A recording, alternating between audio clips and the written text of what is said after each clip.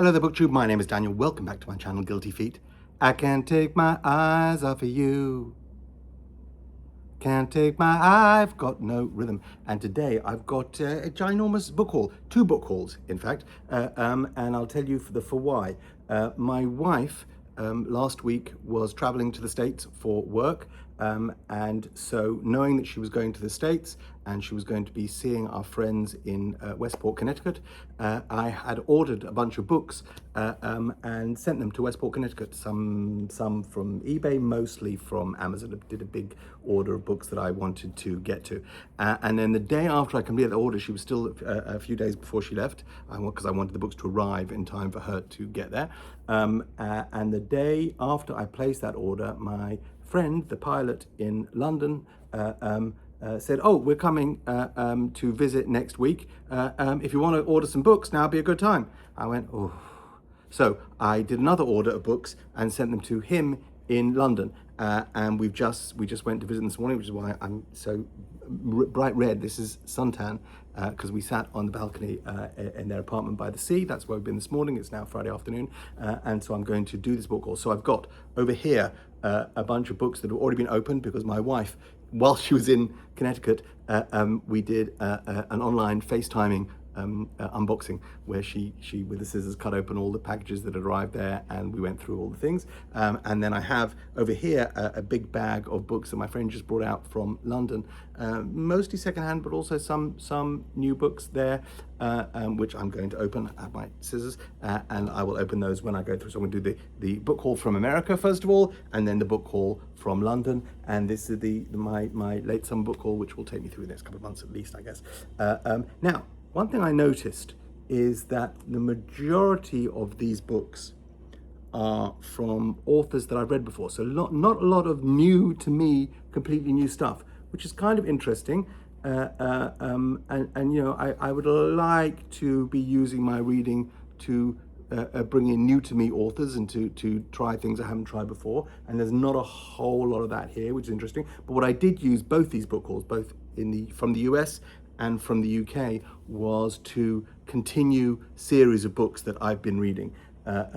So, you know, one of the things that I do, I like to read new fiction, I like to read novels, standalone novels, but I love a series, whether it's something genre-based or whether it's something literary, and I have examples of both those here. But I've got also some novels, just new novels by authors that I've read before, and I have at least one novel which is both genre and literary. Go figure. And then a lot of series I'm continuing. So I'll tell you where I'm at, and we'll take you through this. And what there isn't in this run, which I have had a lot in book hauls in the past, no graphic novels. One picture book, but no graphic novels. So if you're not a superhero kind of person, then none of that. There's no superhero stuff here. This is all actual prose works. Okay, let me tell you where I'm at right now, what I'm reading. I'm currently reading Tana French's The Likeness, which according to the date I wrote inside this book when I purchased it, that was March 2015. So this has been sitting on my shelf unread for over 10 years. And I picked it up and started reading it this week because so many of Tana French's books I'd read. So this is the second in what's called the Dublin Murder Squad series, which is a loosely connected 6-book series. Loosely connected because the protagonists don't continue from book to book. So the main character in The Likeness is Cassie Maddox, who was in the first book, which is Into the Woods. And I didn't love Into the Woods. I'm like 180 pages into this, and they're chunky for detective stuff. These are thick, and they're, you know, genre books and detective fiction is usually sort of fairly plot driven. There's a lot of wind through the trees here, but I'm happy to say, at least I put this off reading for 10 years because I didn't have a great experience with the first one. It was a lot more atmosphere than it was action. This has got stuff, it's still very moody and very secret history inflected, and I've read that actually Tana French admitted that this was very influenced by the secret history. You know, I've still got 2/3 of the book to go, but I think it's going to be a more consumable read than Into the Woods. And as I say, the reason I picked it up now is because this was on the New York Times top 50 thrillers of the 21st century, and I thought, well, you know, I'd sort of given up on Tana French. I had this second book that I'd bought at the time, thinking I was going to read more than one. I'm going to get through this, and I'm finding it more readable than the first one. I'm not sure I'm going to pick up more Town of French after this. Okay, that's first book. Second book is a book that was gifted to me. So this is not something I bought. This is a friend of mine, a good friend of mine, somebody who I lend a lot of books to. So he often comes around, and I'll say, "Oh, have you read this? What about this?" And he likes coming and pick up there. And he's a voracious reader. It just is not as where my hobby, and I like look for books, and I'll read some books that are good. So I like lending him good books, and he reads. Like if I lend him something, and he'll read it over the weekend and come back for another one. But he's been telling me forever to read this author, an author that I'm guessing maybe 90% of people watching this have read before, and I have never read. Not only never read, never really wanted to have one of his books in my home, because I'm a big scaredy cat. So I have never read, and I'm going to read probably in the next 6 months this book, and this will be the first time ever reading Stephen King. And the book that he bought me is The Dead Zone. It feels quite chunky. This is over 500 pages, over 500 pages. The Dead Zone, which is early Stephen King, or early-ish Stephen King, not super early Stephen King. What year is this? This is originally published 1979, so reasonably early. So that's what the time of sort of Carrie, Salem's Lot, that era, and was made into a movie, which I've never seen. I think there's been a TV show which I never watched. I don't like scary things. He has recommended this, saying it's plotty and interesting and full of good ideas, and not necessarily about scares. I think when you call something The Dead Zone, you might be trying to scare. I don't know. I've never read Stephen King before.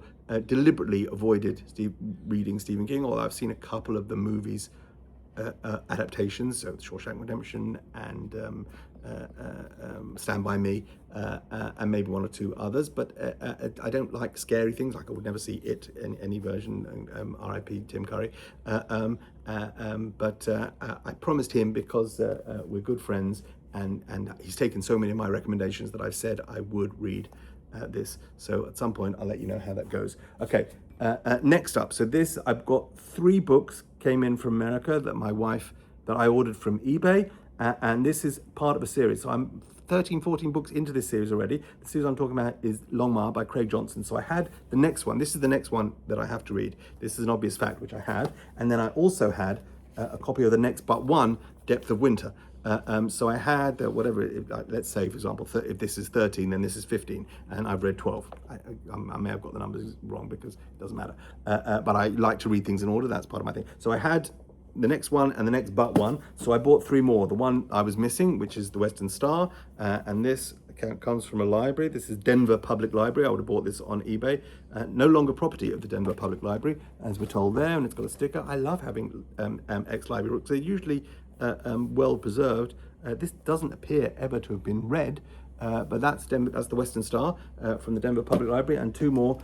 These are in hardback, and this is Land of Wolves, which is another Longmire story, and this is from Pikes Peak Library District. That's all I know about that. That's what it says there. And then the next one I've got after that is Next to Last Stand, and this is from which library?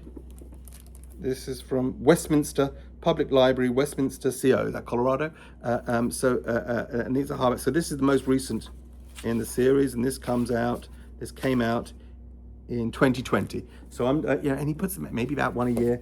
Craig Johnson is publishing these. So I've got 5 more to go so far in the series, and when I finish these, I'll get more, because it's great waiting, being sort of 5, 6 years, 7 years behind a series that's published regularly means I can usually pick them up for $3, $4, $5 at a time, even in nice, pristine hardbacks.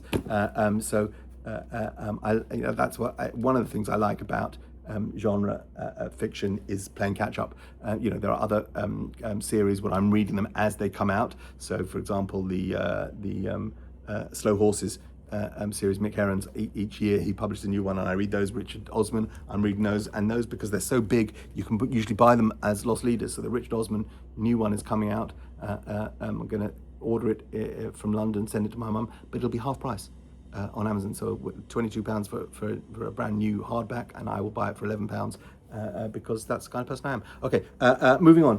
Next one, new to me author. I heard about this. I think the New York Times had this on their best books of the first half of the year. Completely random, but looked interesting to me, and it turns out to be quite short. This is called Trash, a Garbage Man's Story by Simon Paré-Poupart. This is, try saying Poupart like that because this is translated from French. This is a Canadian author, wrote it in French, about his life working as a garbage man. And I just thought this sounded interesting. It's a relatively short book. This is published by Melville House Publishing, a memoir, I believe, so non-fiction, under 170 pages, 180 pages, and that appealed to me as something that will be a quick non-fiction read. Trash, Garbage Man's Story by Simon Paré-Poupart. Okay, what else we got up here? This came out last year and sounded interesting to me, and I picked this up from the Amazon Marketplace. This is Enshittification by Cory Doctorow. So I haven't read Doctorow before, so these are the two books that I've never read anything by the author before, I think. Maybe the only two in the whole list.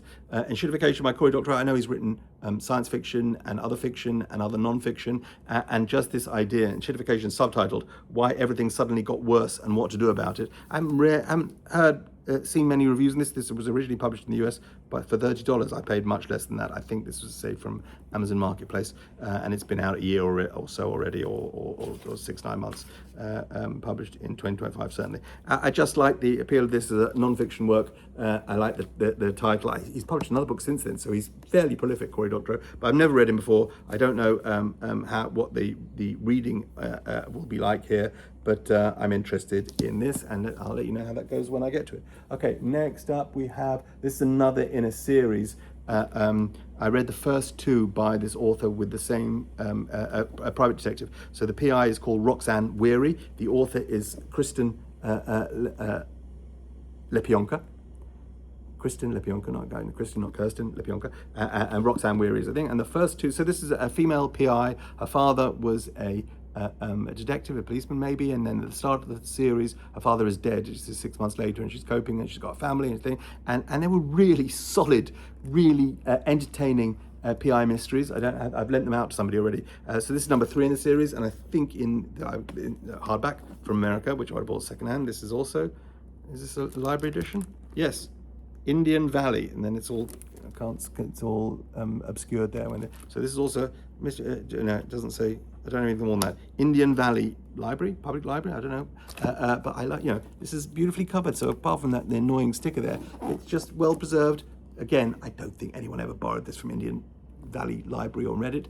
But I had a great experience with the first two Kristen Lepionka books featuring Roxanne Weary. I've got this one, I think, in the England one, in my haul from the UK, I think is the 4th one, and that's all. She hasn't only got 4 books out so far, and maybe she'll move on and tell more, move on and tell standalones or have another series character. But these are the only 4 Roxanne Wearies, and now I have all 4, read 2, and got 2 new ones. Okay, what else have I got here? Haha. Okay, this is the 7th novel that I've read by this author that I started reading. Let's see, I've got the first one, I think, that I started reading in 2021 and had such a overwhelmingly positive experience that and there was enormous. There's enormous back catalogue. So 1, 2, 3, 4, 5, 6. This is the 7th book by this author, and I think there's at least 15, 20 more to go. So the first book I'd read by Percival Everett was The Trees. Then I read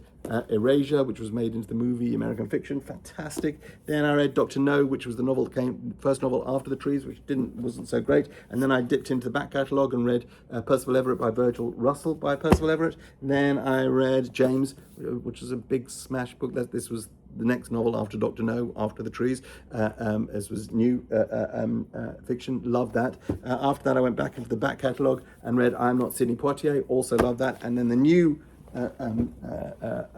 Percival Everett book that I have is also back catalogue. This is Telephone by Percival Everett, and there's a new Percival Everett novel coming in February 2027, I believe. So still, the fact there's plenty of back catalogue, it's just an ongoing project to read more Percival Everett, because everything I've read of him so far has been worthwhile, and I've enjoyed that. Okay, next up, this is an author I've read a lot of, series stuff, standalone, a different series, and she has a detective series. The first book was called Case Histories with a detective called Jackson Brodie. I'm talking about Kate Atkinson.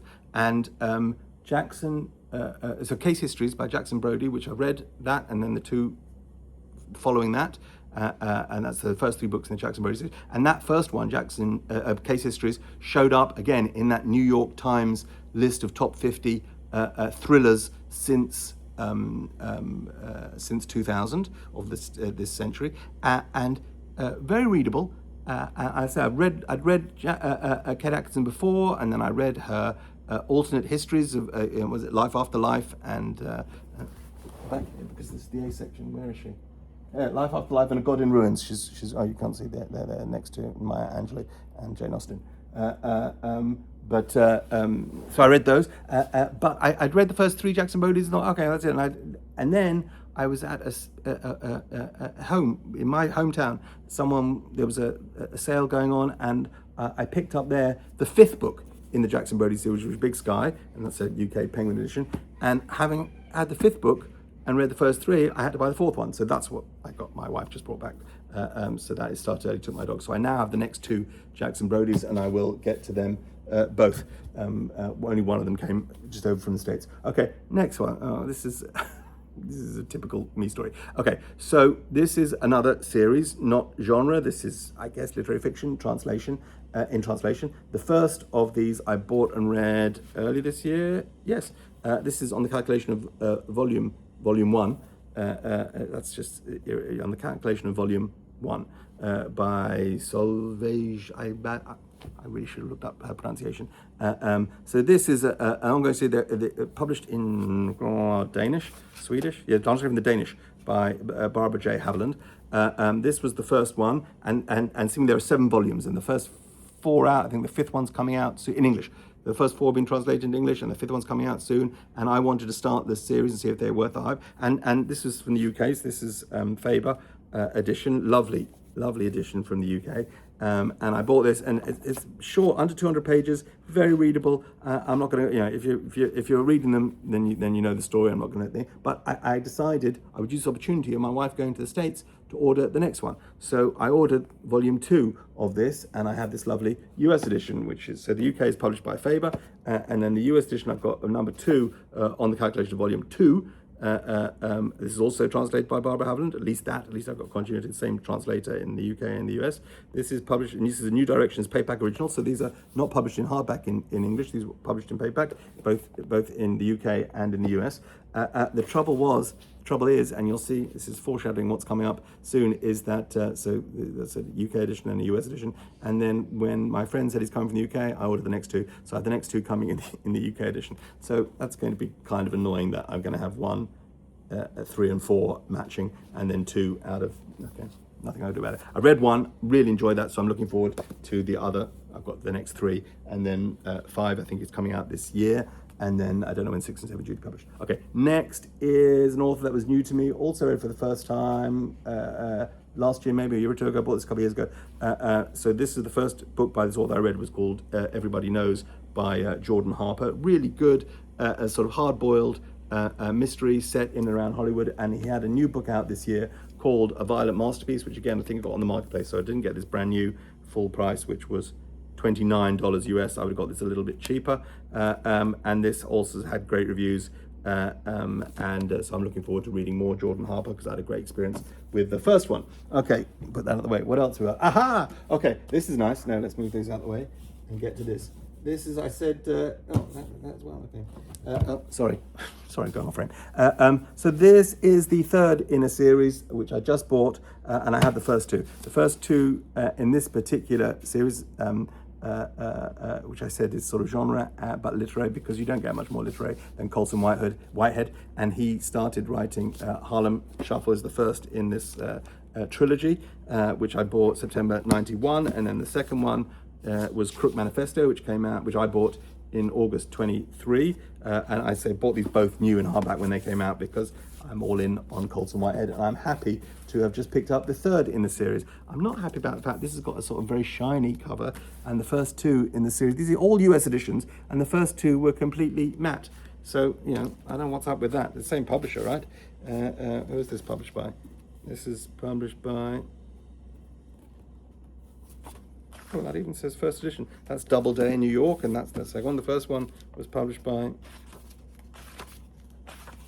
Doubleday in New York, and I'm guessing this also, right? So they know They know what they've previously published. Yeah, Doubleday. So why couldn't they just have, some kind? Anyway, I'm pleased I've got it. Cool Machine by Colson Whitehead, just out. I bought this new from Amazon, so won't be list price, but it wasn't that much off it. I'm really looking forward to getting to that and put this down the floor there. Next up, an author I've also really loved. I couldn't get her books down. I've got two of her books up on the shelf, and really looking forward to this third one. So I've read previously by this author, The Lost Children Archive, and then Tell Me How It Ends. The Lost Children Archive was, I believe, her first novel published in English. Previously, I think she had been writing in, I want to say, Spanish. So Tell Me How It Ends, I think, is a series of interviews that she had written originally in Spanish and translated, but now Valeria Luiselli is publishing English. This is her new book, Beginning, Middle, End. Some people have already reviewed this on BookTube and given me good hope that this will turn out to be fantastic. Lost Children Archive, if you haven't read, is just a wonderful, wonderful novel, and so I'm super excited to have new work from Valeria Luiselli. Okay, what else we got? Another author that I've had great experiences with so far. I've read 3 of her books previously, and now I have a new novel. The 3 books previously that I've read were Bel Canto. I have this lovely UK paperback edition. This was some kind of special edition. The Perennial collection from Harper Perennial in the UK. So lovely edition of Bel Canto, and I imagine the other books in this collection were not all by Anne Patchett, but they probably all had this similar spine.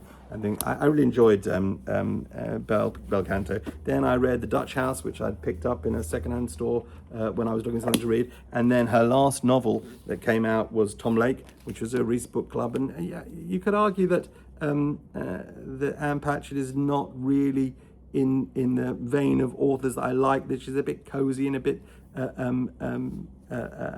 don't mean in a derogatory way, but she's not writing books for middle-aged men necessarily. But I had a blast with Tom Lake, and I read this, and then other people loved the audiobook, which I think Meryl Streep narrated. So there's no reason why I wouldn't continue and read her next book. So I bought a copy of Whistler, which I think Amazon had even at half price, which made it easy for me. And the only thing I know about this book is that the horse on the cover doesn't really appear in the book. So it's not a horsey book. Beyond that, I don't know. That's what I remember hearing. But I like Anne Patchett, and she has a great YouTube channel. Obviously, she has her own bookshop, Panassa's Books, which should be on my bucket list of things to visit when I do my massive road trip around the States. So looking forward to reading new Anne Patchett. She normally goes down fairly easily. Next up, another new novel by an author that I read for the first time last year or the year before, but his last novel was the first time I'd read this author and loved it. What's it called? Northwoods. I really love Northwoods by Daniel Mason. This is his new novel, Country People. Northwoods was just took me in unexpected directions. It was not the novel that I was expecting, and only good for that sake. Really surprising me in what the actual nature of that. Is it even a novel? Is it a collection of stories? It's certainly a connection of lots of legit stories connected by place, but each one taking place in a different era. I don't want to spoil it. Northwoods is a great read, and I've heard great things about Country People. I had good reviews. Looking forward to that. Next up, this is an interesting one. This is Greg from Supposedly Fun Thing. And when he talks about books, shout out to Greg, a great channel. When he talks about books, he uses this term library builder.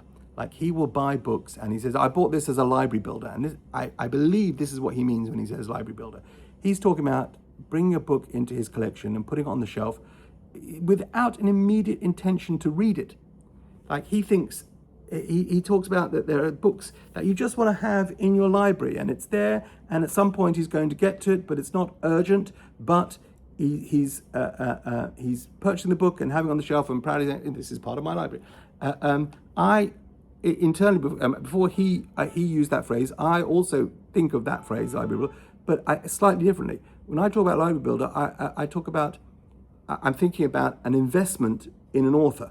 So I buy and read a book now that I think of, I don't know where the author's career is going. It's early days yet, But I want to be able to say, okay, I've read this book and I've seen this thing, and I've followed the author over a period of time. So I read Colson Whitehead years ago, long before the Underground Railroad. I read one of his early novels called The Intuitionist, which is a very strange story about an elevator inspector, and wonderful. It was, I think, might be his first novel, and I bought that book and thought, okay, this is an investment. I don't know who Colson Whitehead is. I know he's got a career. He's a young author of color in the States, and then jump forward to, and I didn't read some of the interim novels. I've since gone back and read some of his backlist. But jump forward, and suddenly Oprah has picked the Underground Railroad as Oprah pick, and the book got published a month earlier than it was supposed to, and everyone was talking about Colson Whitehead, and won the Pulitzer Prize, then won another Pulitzer Prize, and I say I'm all in on Colson Whitehead. So this is another author that I read because it won an award, and the expectation, the book itself, it didn't make a deep impression on me, but it was like, okay, I'm pleased this author's on my shelf. Maybe they'll show up again. And that book that I'm talking about there is In Other Rooms, Other Wonders by Daniel Muin Nadine. Again, apologize if I'm not pronouncing his name. He's a Pakistani-American author. And this was a collection of short stories that I believe was shortlisted for the National Book Award. It says that on the cover, so that's definitely true. And I bought this in 2011. And then jump forward to 15 years. And his first novel, because I believe I read that. That's short stories. And his first novel is published. This is Where the Serpent Lives. Daniel, again, I'm going to butcher his last name, Muin Nadine. Sorry, Daniel. I'm guessing that's not how I write Daniel. But I'm going to say that your name is Daniel. I believe the author has moved back to Pakistan, or at least splits his time between the US and Pakistan. And this is a big, chunky novel that had terrific reviews. Chunky, 350 pages. And I'm looking forward to, after having read his short stories way back when, I have a novel to sink my teeth into. And I bought this from eBay, so not full price, even though it's a brand new novel. I'm guessing this was someone's review copy. It's not, I wouldn't say it's A+ condition. I'd say it's A or A-, so it's got battered and been mailed to me. But I got this for, I think, half this price, because so new. This copy says on it $29. I think someone was offering this $16 plus postage, and I think I offered them 10 or 11 plus postage. So I think I got this for about half of what the list price is, even including postage, just because I put an offer rather than accepting what they were asking for, because I'm cheeky like that, and that's the best you can get out of eBay. Okay, the last thing in my American haul is a picture book, and this is a picture book called Peace Train, written by Cat Stevens, illustrated by Peter H. Reynolds, and it's a picture book which just has the lyrics to the Cat Stevens song Peace Train, which I have loved that song for many years. I first came across it. It was the last track on the 10,000 Maniacs album In My Tribe, which I picked up on cassette when I was here in Israel on my year off when I was 18 years old, waiting for the bus. There was a record shop right there. I went in there, a band I'd never heard of, didn't know what kind of music it was going to be, and I bought that In My Tribe album by 10,000 Maniacs, which I love, and my wife and I saw 10,000 Maniacs in concert back in the late 80s, early 90s, and it's an important moment for us in our relationship as a couple. And Peace Train was on that album, and then at some point it was taken off the album because there was this whole story about Cat Stevens, who now goes by the name Yusuf Islam, that he had been put on the no-fly list in America, and there was some confusion. It was the wrong Yusuf Islam, and anyway, I think there were later pressings of the 10,000 Maniacs album which had taken Peace Train off it, but I still love the song, and this book is just a fun. There's a bunch of them. There's one for John Lennon's Imagine, and there's other things where they just take the lyrics of the song and make this fabulous picture book about it. So I'm going to have this on the coffee table because I've been smiling lately, thinking about the good times to come. Peace Train. Okay, that is the entire collection of books, haul of books from the US. Now, half an hour in, I can start my collection, my haul of books from London, and these are all still in there because my friend from London loves me, and I had all these books sent to his house, and he just keeps in the package and brings them out. Okay, so I guess a lot of secondhand. I think there is an Amazon parcel here, but let's see what I got. If I remember, I used this opportunity to order a bunch of books secondhand to continue series of books that I've been reading. So I think I know what a lot of these are, and let's just see. Oh, I think a lot of these are going to be series books, so they might not come out in the right order, but these are the next books in the series that I need. Okay, first up, a couple of Hercule Poirot's, Evil Under the Sun and Hercule Poirot's Christmas. You can find all of these secondhand somewhere. They're not always cheap, but I look for the cheap, crappy paperback editions, so £2-3 at most. I'm reading Hercule Poirot one every 3-4 months. I must be about 15-16 books into the series. I'm reading them in publication order. Christie, a genius of plots, and every story, every mystery or thriller that you've ever read is taking something from Poirot. Poirot also is not Sherlock Holmes. Poirot is not a cold-hearted detective. Poirot is full of empathy, and he is in love with love and always comes down, if he can, in favor of young couples in love, even if maybe they've done something naughty along the way. So that's that. And there's more, I'm sure. What else have I got here? There's more Hercule Poirot. I guess, okay, another package. Let's see, this might be more Hercule Poirot. This might be another series. How do I get into this? Very gently. This is exhilarating YouTubing.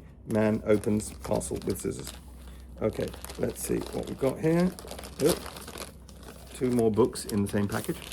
More Poirot. So this is Appointment with Death and Sad Cypress. So in my Poirot reading, these are among the next 4, if they're not exactly the next 4, and I'll work out what the order is, because Goodreads is good at telling us that. Okay, this is a bigger package. This has 1, 2, 3 books in it, also from the same as this is from Awesome Books. So I was buying stuff secondhand in the UK, and a few of the sites say you buy 3, you get the 4th one free. I know, for example, that I've got at least 1 duplicate because I ordered from one online shop and then I ordered from another online shop, not realizing I'd already bought the next one in the series. So at least one of these is a double, so I've already wasted money. Okay, this is what I got. Okay, we have 2 Ed McBain's. So I'm also working my way through the 87th Precinct books. I'm near the end. I'm the last 4 or 5 books left to go. So I've got here The Frumious Bandersnatch, which is of course a quote from the Jabberwock by Lewis Carroll, Beware the Frumious Bandersnatch. And then I've also got Fat Ollie's book. Fat Ollie has been a recurring character, at least in the latter half of the 87th Precinct series. A smelly, racist detective. Yeah, I think he's probably good police, but not a good man. And then this is, I showed earlier, the 3rd in the Roxanne Weary series of PI novels by Kristen Lipionka, and this is the 4th one, the 4th and so far last one. So I've got 1 in American hardback, and in number 3 in American hardback, and 4 in a Faber. Usually a good sign of quality. If Faber is publishing your detective fiction, then this is not this is less less pulpy than some of its competitors. So that's the 4th Roxanne Weary. Okay, what else have I got? I have this. I think I know what this is. So I was excited to read this, and then I saw Eric Carl Anderson. I think this is what this is. Oh no, sorry, wrong one. We'll get to that. This is another Agatha Christie. Oh, 1, 2, buckle my shoes. So this is another one. I've got 5 Poirots that I haven't read, and there's still to come at least a duplicate one. 1, 2, buckle my shoe, another Poirot. Okay, excellent. So I will tell that story in a second. That looks like an Amazon. We'll say that. What's this one? This might be the thing. Yeah. Let's open that. Throw that over there. Yes. This is a book that's long listed for the Booker Prize this year, and that piqued my interest. I saw it was nice and short, and then I saw Eric Carl Anderson publish a review saying this. Well, let's say he didn't have a positive reaction to Helen of Nowhere by McKenna Goodman. I bought this in the UK from. Did I buy it direct from Fitzcarraldo, or did I buy it from Amazon? I don't remember. Probably it was cheaper to buy it from Amazon, so I maybe got £1 or £2 off it. Helen of Nowhere, McKenna Goodman. I love a 200 sub 200 page, 150 pages. I mean, how bad can it be? Perhaps going in below expectations will ease that. Okay, what have I got left here? A couple more. Oh, what's this? This is very light. I got 4 more puzzles, including this one. There's only 1 book in this. Oh yeah, this is another copy of Appointment with Death. So that's the one I've got, I have two of, because I'm an idiot who orders the same thing from two different shops. Okay, 3 more packages, including one from Amazon, which I'm excited about. Okay, what's in this one? Oh, goodness gracious, lovely. A trollop, different direction. We've done a lot of genre stuff and a lot of Poirot, a modern Booker Prize winner, and this is He Knew He Was Right by Anthony Trollope in a lovely Penguin classic. Not my preferred era of Penguin classics. I like the ones with the red bar at the top, 1 or 2 before this one, but this is a big chunky Trollope. I like to 700 pages plus, 800 pages plus. Trollope hasn't let me down so far. I haven't got into the real sort of esoteric weird ones with the funny names, but He Knew He Was Right, I think, is fairly mainstream. After the 2 series, I read all the Barchester Chronicles, I read the Palliser novels, I read his autobiography, and I read another standalone, and this is the next taxi in the rank. Looking forward to that. Okay, what's this? Oh, I know what this is. Okay, so again, this is part of a series, but is a version of reading a series book that maybe other people don't appreciate. So this is a series that I'd wanted to read for a long time, and there's a lot of them. Well, I know exactly how many of them there are in the series. There are 25, and I know there are 25 because each one starts with a letter of the alphabet, and then the author died before they got to Z. So you can read A through Y, and I have been reading them, and this is the last one, I think, that comes in this format. I've been reading them in these bind-up editions. So I've got a 1-volume ABC, and I've read D, E, F, and this is Sue Grafton's G, H, and I. G is for Gumshoe, H is for Homicide, I is for Innocence. So 3 novels featuring Kinsey Milhone is the private detective, and as I say, I read the first 6 in the series. I read them in these, so I read them 3 at a time, and because when I read a bind up like this, I read it in one go, which is probably not sensible, but that's just how I am, because I don't want to start and leave a bookmark in this that I've read the first one and then read something else. So when I get to this, I will read G, H, and I one after the other, and then as I say, I think this is the last set of her books that are available in these bind-ups. So I think I think from J onwards, I'll have to buy them standalones on their own, and they're easily available almost everywhere in paperback. But I thought this was a great way to get in. So I've read the first 6 Kinsey Milhone books alphabet books by Sue Grafton. Now I have G, H, and I. So I'll have read the first 9 in 3 stints. Let me put this down over here. Okay, last is this last parcel. It's Amazon. So new books that I ordered from the UK, and we've already had a sort of sneak preview of what one. How do you open this? Here. I've already had a sneak preview, I think, of what 2 of these books are. But let's see what else we've got here. Okay. So 2 of these books are book 3 and 4 in the series that I showed you books 1 and 2 of. So these are on the calculation of volume 3 and on the calculation of volume 4 by unpronounceable Danish author, apologies, Solveig, Sylvie, a different translator. So both of 1 and 2 published, translated by Barbara Haviland, if I remember correctly. These 2 are translated from the Danish by Sophia Hersey-Smith and Jennifer Russell. That's both those names on both these volumes. Sophia Hersey-Smith and Jennifer Russell translated 3 and 4. We've got on the back, you've got here blurbs from Catherine Lacey, who I haven't read, Chetna Maru, who wrote that book Western Lane, which was shortlisted for the book prize a couple of years ago, Lauren Groff, who I adore, Daisy Johnson, who I've also read. Here we've got Chetna Maru, Lauren Groff, and John McGregor. But again, these 2 are Faber and Faber UK editions. So let's put all these things together. So I've got 1 which I read in Faber and Faber, then 2 which I've just bought in a US edition, and 3 and 4 in UK editions. So I'm looking forward to reading more of these. I'm all in on the series even after reading 1, and so looking forward to that. And then I've got 2 hardback novels which I bought in the UK, both of which I'm looking forward to.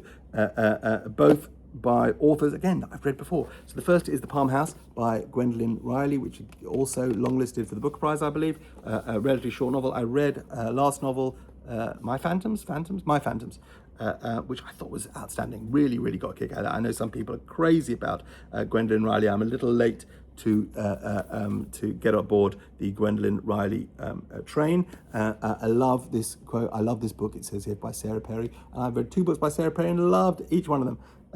So really looking forward to that. Now, here's a thing. So on the back, the blurbed by Sarah Perry, also blurbed by Claire Louise Bennett, who I've got somewhere around here. I'm loving everything I've read by Claire Louise Bennett, starting with her short story collection, Pond, and then Check Out 19, and then even her most recent book, Big Kiss, Bye Bye. So she's there. And then the last named blurbist on the back is Ben Lerner, which is foreshadowing for the other book I bought, which is a transcription by Ben Lerner. Previously by Ben Lerner, I have read 1004. Which was a little meta and a little confusing to me, but I've only heard amazing things about transcription. And again, nice short book, even though it doesn't seem like 130 pages. So, you know, it's not a huge investment of my time, even if it was a reasonable investment of my money.